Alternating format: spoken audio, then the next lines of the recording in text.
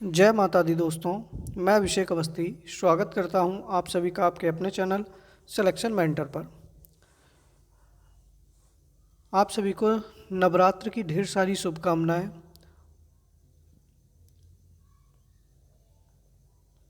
आप सभी लोग जो है एक बार सर्वप्रथम वीडियो को शेयर कर दीजिएगा और अगर चैनल पर नए हैं तो चैनल को सब्सक्राइब भी कर लीजिएगा। देखिएगा, कल आप लोगों की क्लास नहीं हो पाई थी, लेकिन आज से फिर से आप लोगों को रेगुलर क्लास मिलती रहेगी। कल मुझे थोड़ा आवश्यक कार्य से बाहर जाना पड़ गया था, तो सबसे पहले तो आप लोग वीडियो को शेयर कर दीजिएगा, फिर हम क्लास जो है उसको शुरू करते हैं। चलिए, पहला प्रश्न है हमारा कि स्किल इंडिया मिशन प्रधानमंत्री कौशल विकास योजना के तहत कब शुरू किया गया? 25 सितंबर 2014, 15 जुलाई 2015, 28 अगस्त 2014 या 11 अक्टूबर 2014 को? बताइएगा, पहले प्रश्न का सही आंसर आप लोगों का क्या हो जाएगा कि स्किल इंडिया मिशन जो है वो प्रधानमंत्री कौशल विकास योजना के तहत जो है वह कब शुरू किया गया था? तो सही आंसर आप लोगों का क्या होना चाहिए? 15 जुलाई 2015 को। कब शुरू किया गया था बच्चा? 15 जुलाई 2015 को। 25 सितंबर 2014, 28 अगस्त 2014 और 11 अक्टूबर 2014 को कौन क्या हुआ था? तो इस दिन भी कोई ना कोई योजना शुरू हुई होगी, तो आप लोग बताइएगा। तो देखिएगा, 25 सितंबर 2014 को मेक इन इंडिया कौन सी शुरू हुई थी? मेक इन इंडिया, ठीक है। 28 अगस्त 2014 को जन धन योजना, कौन सी योजना शुरू हुई थी? जन धन योजना शुरू हुई थी। और 11 अक्टूबर 2014 को सांसद आदर्श ग्राम योजना, कौन सी शुरू हुई थी बच्चा? सांसद आदर्श ग्राम योजना, ठीक है, याद रखिएगा आप लोग। आगे बढ़ते हैं अगले प्रश्न पर। पहले प्रश्न का बी आंसर सही हो जाएगा। दूसरा प्रश्न है हमारा कि पोला उत्सव भारत के किस राज्य में मनाया जाता है? गुजरात, कर्नाटक, मध्य प्रदेश, छत्तीसगढ़। बताइएगा, पोला उत्सव भारत के किस राज्य में मनाया जाता है? जल्दी से बताइएगा, सही आंसर आप लोगों का क्या होना चाहिए? तो देखिएगा, पोला उत्सव जो है वह भारत के छत्तीसगढ़ राज्य में, कहाँ पर? छत्तीसगढ़ राज्य में मनाया जाता है। छत्तीसगढ़ में ही और त्यौहार कौन सा मनाया जाता है? यहाँ पर एक हरेली त्यौहार मनाया जाता है, ठीक है। एक छेर छेरा त्यौहार मनाया जाता है। कौन सा? छेर छेरा। एक यहीं पर भोजली त्यौहार होता है, ठीक है। इसके साथ में एक हरेली हो गया, ठीक है। एक मड़ई त्यौहार होता है। ये सारे कहाँ पर हैं? छत्तीसगढ़ के अंदर हैं। गुजरात में कौन कौन सा होता है? तो गुजरात में बच्चा कौन से होते हैं? पतंग उत्सव। बताइएगा जल्दी से, कई बार पढ़ाए हैं आप लोगों को। पतंग उत्सव होता है। गुजरात में ही माधवपुर मेला लगता है, जिसका चर्चा किसने की थी? यहीं पर जो है मोढेरा उत्सव होता है। क्या होता है? मोढेरा उत्सव होता है। यहीं पर रण उत्सव होता है, ठीक है। कर्नाटक में कैलपोद त्यौहार मनाया जाता है, ठीक है। कैलपोद उत्सव होता है। यहीं पर उगादी होता है, ठीक है, उगादी लगता है। और कौन सा होता है? हम्पी महोत्सव होता है। कौन सा होता है बच्चा? हम्पी महोत्सव होता है। यहीं पर और कौन सा हो जाएगा?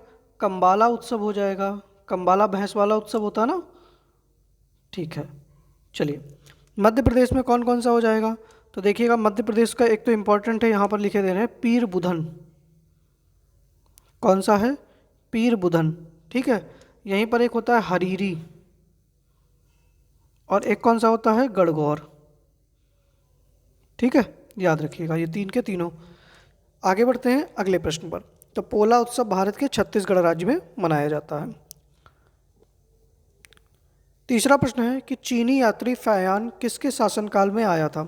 चंद्रगुप्त मौर्य, हर्षवर्धन, चंद्रगुप्त द्वितीय या मोहम्मद बिन तुगलक? बताइएगा, चीनी यात्री फैयान जो है वह किसके शासनकाल में आया था? सही आंसर क्या हो जाएगा? जल्दी से बताइएगा। तो देखिएगा, चीनी यात्री फैयान जो है वह गुप्त वंश का राजा था, चंद्रगुप्त द्वितीय। कौन था? चंद्रगुप्त द्वितीय, जिसने अपने भाई रामगुप्त की हत्या करके उनकी भाभी, अपनी मतलब भाभी ध्रुवशामिनी से विवाह किया था और राजा बना था। तो सही आंसर क्या हो जाएगा? सी ऑप्शन आप लोगों का सही हो जाएगा। ठीक है। चंद्रगुप्त मौर्य जो था, इसके शासनकाल में कौन आया था? तो मेगास्थनीज आया था। कौन आया था? मेगास्थनीज नामक एक यूनानी राजदूत आया था। हर्षवर्धन के शासनकाल में हेनसांग आया था। कौन आया था? हेनसांग आया था। और इसके साथ में मोहम्मद बिन तुगलक के शासनकाल में इब्न बतूता आया था, मोरक्को का निवासी था। ठीक है। अगर आपसे पूछ लिया जाए हेनसांग को क्या कहा जाता था? यात्रियों का राजकुमार। हेनसांग को क्या कहा जाता था? यात्रियों का राजकुमार कहा जाता था। ठीक है, ये भी याद रखिएगा आप लोग। आगे बढ़ते हैं अगले प्रश्न पर। तो सही आंसर क्या हो जाएगा आप लोगों का? सी ऑप्शन सही हो जाएगा। चलिए अगला प्रश्न है कि नीली क्रांति का जनक किसे कहा जाता है? विशाल तिवारी, इंदिरा गांधी, दुर्गेश पटेल, अरुण कृष्णन। अब आप लोग बताइएगा कि नीली क्रांति जो है पहले किससे संबंधित है और इसका जनक जो है वो किसको कहा जाता है? तो देखिएगा नीली क्रांति किससे संबंधित है, जल्दी से बताइएगा।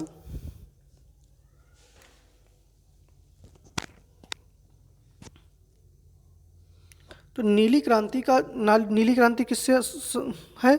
तो मत्स्य उत्पादन से। किससे है? मत्स्य उत्पादन से संबंधित है। और इसके जनक जो हैं वो कौन है? अरुण कृष्णन है। कौन है बच्चा? अरुण कृष्णन है। विशाल तिवारी जी जो हैं यह लाल क्रांति के जनक हैं। किसके हैं? लाल क्रांति के जनक हैं। और आगे आप लोग बताइएगा लाल क्रांति किससे संबंधित है? इंदिरा गांधी जी रजत क्रांति का इनको जनक कहा जाता है, और जनक की जगह माता कह दीजिएगा आप लोग। ठीक है, रजत क्रांति। ठीक है। दुर्गेश पटेल जी जो हैं इनको क्या कहा जाता है? तो इनको गुलाबी क्रांति का जनक कहा जाता है। ठीक है, किससे संबंधित है ये? गुलाबी क्रांति से संबंधित है। अब बताइएगा लाल क्रांति किससे संबंधित है? तो टमाटर या मांस उत्पादन से। ठीक है। रजत क्रांति किससे संबंधित है? तो अंडा उत्पादन से। और गुलाबी क्रांति किससे संबंधित है बच्चा? झींगा उत्पादन से। ठीक है, झींगा उत्पादन से संबंधित है। सही आंसर क्या हो जाएगा? डी ऑप्शन सही हो जाएगा। आगे बढ़ते हैं। पांचवा प्रश्न है हमारा कि बच्चों के लिए अनिवार्य शिक्षा निम्न में से किस अनुच्छेद से संबंधित है? अनुच्छेद 45, अनुच्छेद 40, अनुच्छेद 48A या अनुच्छेद 51? बताइएगा कि बच्चों के लिए अनिवार्य शिक्षा जो है वह भारतीय संविधान के किस अनुच्छेद से संबंधित है? तो सही आंसर आप लोगों का क्या हो जाएगा? अनुच्छेद 45 से संबंधित है। किससे? अनुच्छेद 45 से संबंधित है। अनुच्छेद 40 में क्या है? तो ग्राम पंचायतों का गठन है। क्या है? ग्राम पंचायतों का गठन। ठीक है। अनुच्छेद 48 में क्या है? तो पर्यावरण संरक्षण। क्या है बच्चा? पर्यावरण संरक्षण। और अनुच्छेद 51 में क्या है? तो अंतर्राष्ट्रीय शांति व सुरक्षा। क्या है? अंतर्राष्ट्रीय शांति व सुरक्षा। ठीक है। अच्छा, ये सारे क्या हैं? तुम्हारे राज्य के नीति निदेशक तत्व हैं। अब आप लोग बताइएगा कि राज्य के नीति निदेशक तत्व हमने किस देश के संविधान से लिए हैं? जल्दी से बताइएगा। राज्य के नीति निदेशक तत्व हैं ये, और ये कहाँ पर हैं? तो अनुच्छेद 36 से 51 तक वर्णित हैं। और किस भाग में हैं? तो भाग 4 में हैं। और किस देश के संविधान से लिए हैं? जल्दी से बताइएगा। तो आयरलैंड के। किससे लिए हैं बच्चा? आयरलैंड के संविधान से। ये भी आप लोग याद रखिएगा। ठीक है, चलिए सही आंसर ए ऑप्शन हो जाएगा। आगे बढ़ते हैं। अगर लाइक नहीं किए हैं वीडियो को तो एक बार साहब लोगों लाइक भी कर दीजिएगा। ठीक है, लाइक नहीं करेंगे पाप पड़ेगा, पाप पड़ेगा शादी नहीं होगी, शादी नहीं होगी तो आप जनक नहीं बन पाएंगे, और ना आप जनक याद रखो। अगला प्रश्न है कि फुल ब्रूड रोग से होने वाली मौतों को रोकने के लिए किस देश ने टीका बनाया है? बताइएगा। भारत, अमेरिका, जर्मनी या इजराइल? बताइएगा। फुल ब्रूड रोग से होने वाली मौतों से रोकने के लिए जो है वह किस देश ने जो है वह टीका बनाया है? जल्दी से बताइएगा। सही आंसर आप लोगों का क्या होना चाहिए? शायद मैंने पढ़ाया भी है आप लोगों को कि किस देश के द्वारा यह टीका जो है वह बनाया गया है। तो बताइएगा, फुल ब्रूड रोग से होने वाली मौतों को रोकने के लिए किस देश के द्वारा टीका बनाया गया है? तो देखिएगा, पहली बात तो क्या है, फुल ब्रूड रोग किससे होता है? तो मधुमक्खियों।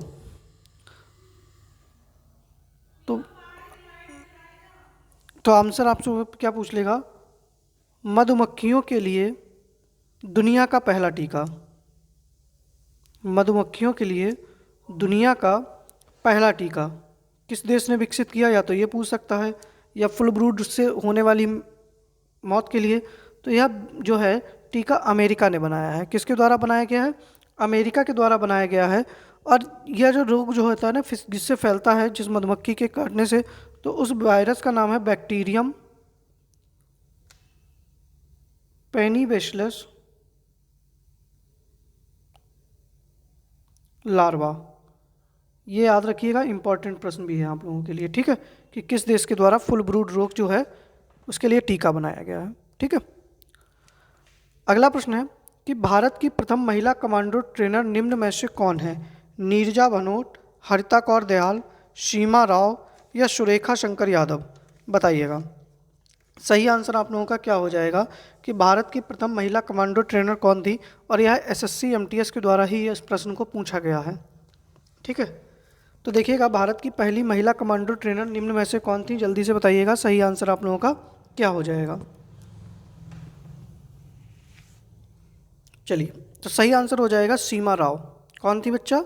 सीमा राव थी। नीरजा भनोट कौन थी? तो अशोक चक्र प्राप्त करने वाली प्रथम महिला, अशोक चक्र प्राप्त करने वाली प्रथम महिला थी, ठीक है, याद रखिएगा आप लोग। इसके बाद में हरिता कौर दयाल जो थी वो वायुसेना में प्रथम महिला पायलट थी। वायुसेना में प्रथम महिला पायलट। और सुरेखा शंकर यादव कौन थी? तो भारतीय रेल की प्रथम महिला पायलट। भारतीय रेल की प्रथम महिला पायलट, ये भी याद रखिएगा।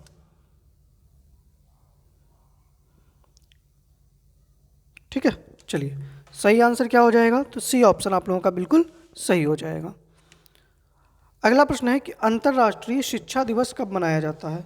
10 जनवरी, 25 जनवरी, 16 जनवरी या 24 जनवरी? बताइएगा। और अंतर्राष्ट्रीय शिक्षा दिवस, एक चीज़ और भी बताइएगा कि इस बार 2023 का किसको समर्पित था? किस देश की महिलाओं और लड़कियों को समर्पित था? ये भी आप लोगों को बताना है। तो देखिएगा, अंतर्राष्ट्रीय शिक्षा दिवस जो है वह हम लोग कब मनाते हैं? 24 जनवरी को मनाते हैं। कब? 24 जनवरी को, ठीक है। अब देखिएगा, अंतर्राष्ट्रीय शिक्षा दिवस के बारे में हम लोग पहले पढ़ लेते हैं पहले बार, क्योंकि इम्पॉर्टेंट है इस बार। पहली बार कब मनाया गया? तो पहली बार 24 जनवरी 2019 को। कब मनाया गया बच्चा? पहली बार 24 जनवरी 2019 को। और किसके द्वारा इसको मनाया जाता है? यूनेस्को द्वारा, ठीक है। यूनेस्को का हेडक्वार्टर कहाँ पर है ये भी बताइएगा। वर्ष 2023 के लिए किसको समर्पित है? तो अफगानिस्तान की, ठीक है, अफगानिस्तान की लड़कियों और महिलाओं को यह दिवस समर्पित है, ठीक है, लड़कियों और महिलाओं को समर्पित है, याद रखिएगा। क्योंकि वहाँ पर आप समझ सकते हो कि महिलाओं की स्थिति बहुत ज़्यादा खराब है। अच्छा, आपसे पूछ ले वर्ष 2023 की थीम क्या है? ठीक है, सारी चीज़ें इंपॉर्टेंट हैं इस बार आप लोगों के लिए कि इसकी थीम क्या है इस बार? टू इन्वेस्ट इन पीपल, क्या है? To invest in people, prioritise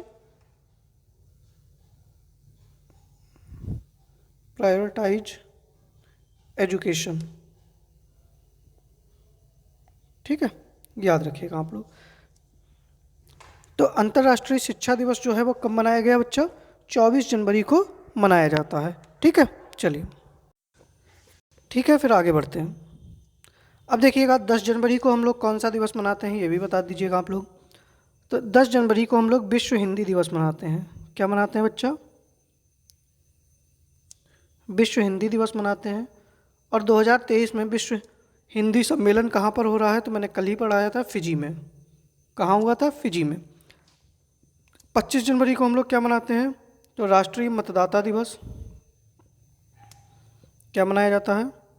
राष्ट्रीय मतदाता दिवस। और 16 जनवरी को हम लोग क्या मनाते हैं? तो 16 जनवरी को जो है वह राष्ट्रीय स्टार्टअप दिवस मनाते हैं। राष्ट्रीय स्टार्टअप दिवस। ठीक है, याद रखिएगा आप लोग। बाकी इस प्रश्न का आंसर तो 24 जनवरी था। अगला प्रश्न है कि विलियम जोन्स कप किस खेल से संबंधित है? बताइएगा। बास्केटबॉल, पोलो, नौका दौड़ या घुड़दौड़? बताइएगा। सही आंसर आप लोगों का क्या हो जाएगा? तो देखिएगा, विलियम जोन्स कप जो है वह बास्केटबॉल से संबंधित है। किससे संबंधित है? बास्केटबॉल से संबंधित है। और इसी से एक और संबंधित है, लिख लीजिएगा, बीसी गुप्ता ट्रॉफी। कौन सा संबंधित है? BC Gupta trophy. ठीक है। अच्छा, पोलो से कौन सा संबंधित है? तो राधा मोहन कप है। कौन सा है? राधा मोहन कप है। और नौका दौड़ से वेलिंगटन ट्रॉफी है। कौन सी है बच्चा? वेलिंगटन ट्रॉफी है। और घुड़दौड़ से तो निजाम गोल्ड कप है। क्या है बच्चा पार्टी? निजाम गोल्ड कप है। ठीक है, याद रखिएगा आप लोग। आगे बढ़ते हैं। 10वां प्रश्न है कि ऑनलाइन गेमिंग के लिए भारत का पहला उत्कृष्टता केंद्र कहाँ स्थापित किया जाएगा? बताइएगा कि ऑनलाइन गेमिंग के लिए भारत का पहला उत्कृष्टता केंद्र कहाँ स्थापित किया जाएगा। सबसे पहले तो आप लोग बताइएगा, शिलांग, इम्फाल, ईटानगर, कोहिमा किन किन राज्यों की राजधानी है, ये भी बताइएगा आप लोग। तो ऑनलाइन गेमिंग के लिए भारत का पहला उत्कृष्टता केंद्र जो है वो कहाँ स्थापित किया जाएगा? सही आंसर क्या होना चाहिए? पहली बात तो शिलांग कहाँ की राजधानी है? मेघालय की। इम्फाल कहाँ की राजधानी है? जल्दी से बताइएगा। मणिपुर की। ईटानगर कहाँ की है? अरुणाचल प्रदेश की। यही तो होगा। और कोहिमा कहाँ की है? तो नागालैंड की। ठीक है। अब देखिएगा, भारत का ऑनलाइन के लिए पहला उत्कृष्टता केंद्र जो है वह मेघालय के शिलांग में स्थापित किया जाएगा। कहाँ पर? मेघालय के शिलांग में। ठीक है। अच्छा, मेघालय के राज्यपाल कौन है और सीएम कौन है? राज्यपाल और सीएम कौन है मेघालय की, ये भी बताइएगा। तो राज्यपाल कौन हो जाएंगे बच्चा? फागू चौहान है। और सीएम कौन हो जाएंगे? जल्दी से बताइएगा। कॉनराड संगमा। कौन हो जाएंगे? कॉनराड संगमा हो जाएंगे। ठीक है। अच्छा, इसी के साथ में एक चीज़ और याद रखिएगा, शिलांग को हम लोग क्या कहते हैं, ये भी बताइएगा। तो शिलांग को पूर्व का स्कॉटलैंड कहा जाता है। क्या कहा जाता है? पूर्व का स्कॉटलैंड कहा जाता है। ठीक है, याद रखना आप लोग। अच्छा, मैंने एक चीज़ और भी पढ़ाई थी आप लोगों को कि मेघालय के अंदर एक जलप्रपात मैंने बताया था उस दिन। कौन सा? तो बीनिया जलप्रपात मैंने बताया था, वो कहाँ पर था? मेघालय के अंदर था। मेघालय में ही मैंने और आपको बताया था उमियम झील। क्या बताई थी? उमियम झील भी कहाँ पर थी? तो यह मेघालय के अंदर स्थित थी। ठीक है, चलिए। 11वां प्रश्न है कि सापेक्षतावाद का सिद्धांत किसने दिया? वसुमित्र, अश्वघोष, नागार्जुन, चरक। बताइएगा कि सापेक्षतावाद का सिद्धांत जो है वह किसके द्वारा दिया गया था? सही आंसर क्या हो जाएगा? नागार्जुन। किसके द्वारा दिया गया था बच्चा? नागार्जुन के द्वारा दिया गया था। और नागार्जुन को क्या कहा जाता था? भारत का आइंस्टीन। क्या कहा जाता था? भारत का आइंस्टीन कहा जाता था। ठीक है। और इन्होंने एक पुस्तक की रचना की थी जिसका नाम था माध्यमिक सूत्र। माध्यमिक सूत्र पुस्तक की रचना। ठीक है, ये भी याद रखिएगा। वसुमित्र के द्वारा जो है वो महाविभाष सूत्र पुस्तक की रचना की गई थी। किसकी? महाविभाष सूत्र यह पुस्तक थी। और इसको क्या कहा जाता था? तो बौद्ध धर्म का विश्वकोश। बौद्ध धर्म का विश्वकोश। मतलब बौद्ध धर्म का विकिपीडिया मानो आप। अश्वघोष जो थे इनको क्या कहा जाता था? भारत का मिल्टन। क्या कहा जाता है इनको? भारत का मिल्टन कहा जाता है। और अश्वघोष ने बुद्ध चरित पुस्तक की रचना की। किसकी रचना की? बुद्ध चरित पुस्तक की रचना की, जिसको क्या कहा जाता था? बौद्धों की रामायण। क्या कहा गया बच्चा? बौद्धों की रामायण कहा गया। चरक जी ने किसको कहा है? तो चरक संहिता पुस्तक की रचना की। किसकी? चरक संहिता की। और यह चारों के चारों लोग जो हैं वह कनिष्क के दरबार में रहते थे। किसके? कनिष्क के दरबार में रहते थे। ठीक है, चलिए अगला प्रश्न है कि एशिया कप 2022 का विजेता कौन सा देश है? भारत, बांग्लादेश, अफगानिस्तान या श्रीलंका? बताइएगा। तो देखिएगा, एशिया कप जो है 2022, यह इसका कौन सा संस्करण था? तो 15वां संस्करण था। कौन सा संस्करण था बच्चा पार्टी? 15वां संस्करण था। और इसका आयोजन कहाँ पर हुआ? जल्दी से बताइएगा। तो आयोजन इसका दुबई में हुआ। और विजेता देश कौन सा रहा है? तो श्रीलंका रहा है। कौन सा देश रहा है विजेता? श्रीलंका रहा है। और उपविजेता कौन रहा था? तो उपविजेता रहा था पाकिस्तान। हमारा नल्ला पाकिस्तान। ठीक है, याद रखिएगा। तो सही आंसर क्या हो जाएगा? डी ऑप्शन सही हो जाएगा। अगर आपसे आयोजन पूछ ले तो मुंबई, उपविजेता पूछ ले तो पाकिस्तान। ये भी याद रखिएगा आप लोग। ठीक है, चलिए 13वां प्रश्न है कि अभी हाल ही में 72 वर्ष की आयु में अभिजीत सेन का निधन हो गया। वह किस क्षेत्र से संबंधित थे? वह राजनेता थे, कोई अभिनेता थे, कोई अर्थशास्त्री थे या कोई लेखक थे? तो देखिएगा, अभिजीत सेन जी जो थे इनको 2010 में पद्म भूषण से सम्मानित किया गया था। क्या दिया गया था? 2010 में पद्म भूषण दिया गया था। और यह एक अर्थशास्त्री थे। कौन थे? एक अर्थशास्त्री थे और योजना आयोग के पूर्व सदस्य थे। क्या थे? योजना आयोग के पूर्व सदस्य थे ये भी आप लोग याद रखिएगा। और 1997 में जो थे यह कृषि लागत और मूल्य आयोग के अध्यक्ष भी रहे थे। ठीक है, चलिए सही आंसर क्या हो गया आप लोगों का? सी ऑप्शन सही हो जाएगा। 14वां प्रश्न है हमारा कि रंगनाथ पक्षी अभ्यारण्य चर्चा में रहा या निम्न में से किस राज्य में स्थित है? केरल, कर्नाटक, तमिलनाडु, आंध्र प्रदेश? बताइएगा कि रंगनाथ पक्षी अभ्यारण्य, तो देखिएगा चर्चा में क्यों रहा? तो सबसे पहले तो यही इंपॉर्टेंट चीज़ है क्योंकि 15 फरवरी को इसको क्या घोषित किया गया? रामसर स्थल। क्या घोषित किया गया? रामसर स्थल इसको घोषित किया गया। और यह किस राज्य में स्थित है? तो यह कर्नाटक में स्थित है। कहाँ पर है? कर्नाटक में स्थित है। ठीक है, कर्नाटक के सीएम कौन है और कर्नाटक के राज्यपाल कौन है? ये भी बताइएगा। अच्छा, कर्नाटक किस उत्पादन में प्रथम है? तो कॉफ़ी उत्पादन में। कॉफ़ी उत्पादन में प्रथम स्थान पर है। ठीक है, राष्ट्रीय युवा महोत्सव कहाँ मनाया गया 2023 में? कर्नाटक में मनाया गया, हुबली में। ठीक है, कर्नाटक का ही सबसे ज़्यादा लंबा प्लेटफॉर्म हो गया है। विश्व का सबसे लंबा प्लेटफॉर्म अब कहाँ पर है? तो कर्नाटक में है। सीएम कौन है यहाँ के? बसवराज बोम्मई। कौन है बच्चा? बसवराज बोम्मई है। और राज्यपाल कौन है? तो थावरचंद गहलोत है। और राजधानी आप लोग बताइएगा जल्दी से। ठीक है, चलिए आगे बढ़ते हैं। चलिए अब ये कुछ आत्मकथाएं हैं, कुछ खिलाड़ियों की आत्मकथाएं हैं। इनको आप लोगों को खुद से बताना है कि मैंने ऑप्शन नहीं दिए हैं क्योंकि कई बार पढ़ाया भी है आप लोगों को। तो यह किसकी किसकी है? जैसे कि पहली है अ शॉट एट हिस्ट्री। ठीक है, दूसरी है कि the test of my life, तीसरी है the race of my life, चौथी है अनब्रेकेबल और पांचवी है प्लेइंग इट माई वे। बताइएगा यह पुस्तकें जो हैं किसकी आत्मकथाएं हैं? ठीक है, किन किन खिलाड़ियों की ये आत्मकथाएं हैं या किन प्रसिद्ध व्यक्तियों की आत्मकथाएं, तो आप लोगों को बताना है। तो देखिएगा अ शॉट एट हिस्ट्री जो है यह किसकी है? सभी को याद होगा, अभिनव बिंद्रा की है। किसकी है बच्चा? अभिनव बिंद्रा की है।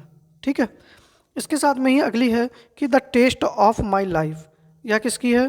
तो भाई भारत के सिक्सर किंग किसकी? युवराज सिंह की। जब इनको कैंसर हुआ था उसके बाद में यह आत्मकथा जो है इन्होंने लिखी थी। फिर है the race of my life, तो the race of my life यह किसकी है? तो आप समझ सकते हो, मिल्खा सिंह।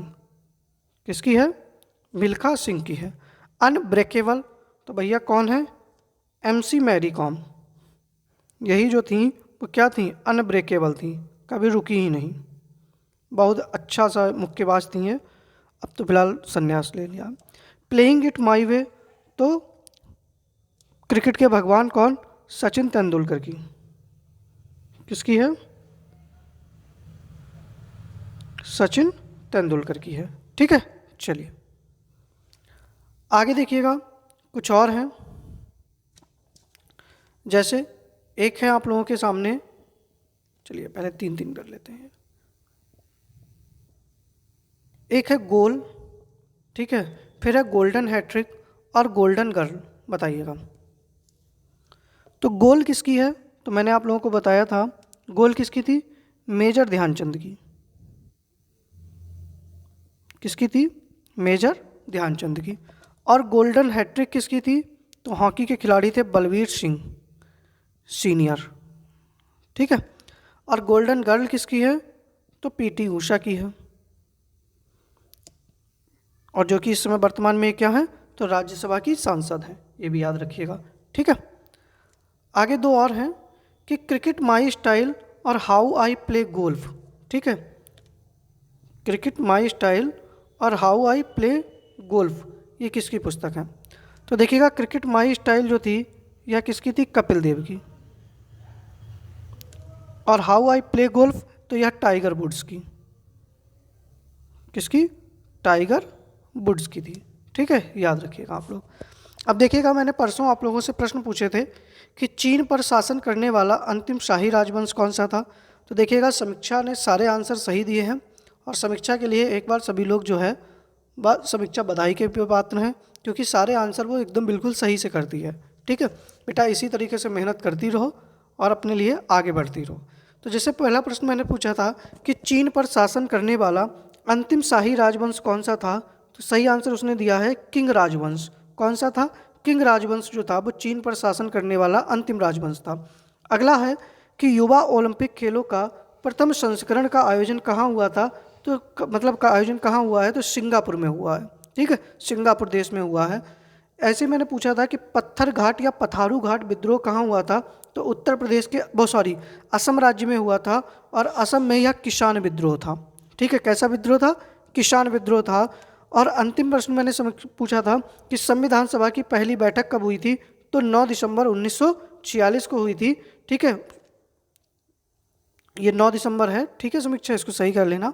9 दिसंबर 1946 को हुई थी, जिसके अस्थायी अध्यक्ष सच्चिदानंद सिन्हा जी चुने गए थे। ठीक है समीक्षा, तुम्हारे आंसर बिल्कुल सही हैं। आगे बढ़ते हैं हम लोग, बाकी भी सभी लोग आंसर करिएगा तो ज़्यादा सही है। अब देखिएगा, कुछ हम लोगों के वन लाइनर प्रश्न हैं, तो इनके भी आंसर आप सभी लोगों से पूरी उम्मीद है कि आप लोग करेंगे। कि उत्तर प्रदेश का जौनपुर शहर किस नदी के तट पर स्थित है, और गराडी लोक नृत्य जो है वह किस राज्य से संबंधित है? ठीक है, बताइएगा। तो देखिएगा, उत्तर प्रदेश का जौनपुर शहर जो है वह किस नदी के तट पर स्थित है? तो गोमती नदी। किस पर है? गोमती नदी के तट पर स्थित है। और गोमती नदी के तट पर ही और कौन सा शहर स्थित है? तो उत्तर प्रदेश की राजधानी लखनऊ भी स्थित है। ठीक है, ये भी याद रखिएगा। अगला है कि गराडी लोक नृत्य किससे संबंधित है? तो गराडी लोक नृत्य जो है वह पुदुचेरी से संबंधित है। किससे? पुदुचेरी राज्य से संबंधित है। ठीक है, चलिए आगे है कि 12वीं पंचवर्षीय योजना के प्रमुख कौन थे?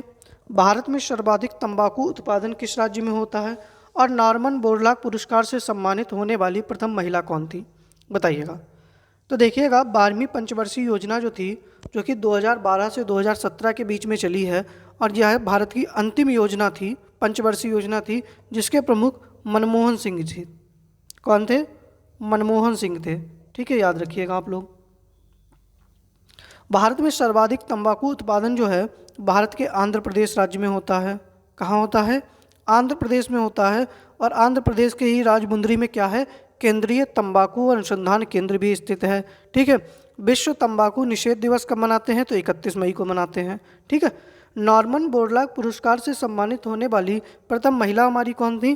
तो मैंने आप लोगों को बताया था अमृता प्रीतम जी थी। कौन थी? अमृता प्रीतम थी। ठीक है। चलिए आगे बढ़ते हैं। अगला प्रश्न है कि माउंट एवरेस्ट दिवस कब मनाया जाता है? डायनासोर जीवाश्म उद्यान भारत के किस राज्य में स्थित है? भारत में सड़कों का सर्वाधिक घनत्व किस राज्य में है? और लोकसभा के वर्तमान महासचिव कौन है? ये भी आप लोगों को बताना है। तो देखिएगा, माउंट एवरेस्ट दिवस जो है वह हम लोग कब मनाते हैं? तो मैंने आप लोगों को पढ़ाया था 29 मई को। कब? 29 मई को मनाते हैं। और डायनासोर जीवाश्म उद्यान भारत के किस राज्य में है? मध्य प्रदेश में। कहाँ पर है? मध्य प्रदेश में है। भारत में सड़कों का सर्वाधिक घनत्व किस राज्य में है? केरल में है। और अगर न्यूनतम घनत्व पूछे सड़कों का, अगर आपसे पूछ ले कि सड़कों का न्यूनतम घनत्व,